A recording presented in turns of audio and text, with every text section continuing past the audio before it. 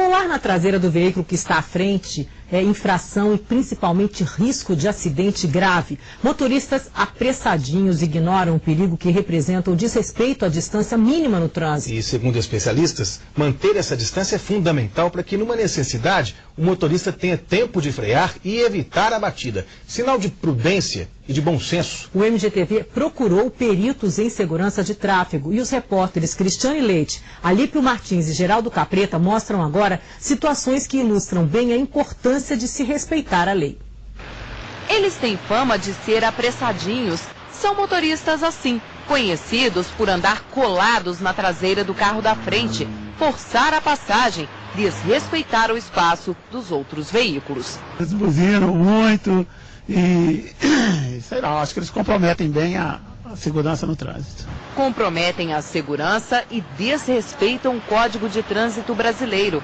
É obrigatório manter distância lateral e frontal dos outros veículos, mas a lei não estabelece quantos metros. A média de um carro, né? Por exemplo, igual eu estou com esse aqui, então a distância, no mínimo, o tamanho do carro, sei, 3 ou 4 metros. 1,5 metro, ou um passo, sem direito. E nesse caso, não adianta discutir. Quem tem que regular isso não é o motorista que está à frente, o que está atrás. Então, normalmente, se é um acidente, ele é o culpado. E ele paga pelos dois? Ele paga pelos dois. Os especialistas em trânsito dizem que as chances de batida na traseira aumentam 90% quando a distância de segurança não é respeitada. Mas como ela é calculada? Quais fatores devem ser analisados? É o que nós vamos saber agora com a ajuda de pilotos profissionais. Eles vão fazer vários testes em uma pista para exemplificar situações que ocorrem na rotina do trânsito. Na primeira simulação, 2 carros andam a 60 km por hora, velocidade máxima permitida na cidade. Em corrida de carro você dirige assim, mas no trânsito não pode andar assim, é errado, extremamente errado. E o pessoal anda assim. Como que freia? Não tem jeito. A distância ideal é aquela em que o motorista de trás consegue enxergar os pneus dianteiros do outro veículo. Ou seja, pelo menos 34 metros devem separar os 2 carros, segundo este perito. Parece muito, mas Paulo explica. A distância é necessária devido ao tempo de reação. Ao perceber que o carro da frente parou, o condutor que vem atrás demora 1 segundo para acionar o freio. E o veículo precisa de mais 1 segundo para parar totalmente. A maioria dos acidentes ocorre porque as pessoas acham que a reação é imediata. E ela não é, ela é 1 segundo. E esse 1 segundo em termos de acidente pode ser uma eternidade. Quando eu ver a lanterna vermelha dele, aí eu vou reagir. Eu gasto cerca de 1 segundo para reagir. E depois eu aplico o freio. Só que ele já aplicou antes de mim. Se essa distância que eu estava mantendo for pequena, é a hora de ter então a colisão na traseira. Nesta simulação, os carros estão separados por 34 metros, a distância correta. Não há consequências mais sérias após a freada.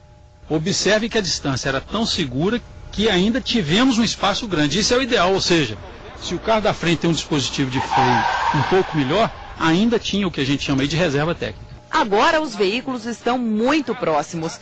Numa emergência, veja onde iria parar o carro vermelho que vem atrás. Teria batido? Teria enfiado na traseira dele, não ia sobrar nada. Se nós voltássemos o carro vermelho para trás do outro, teria uma colisão das piores possíveis, inclusive podendo ter pessoas vitimadas fatalmente ali.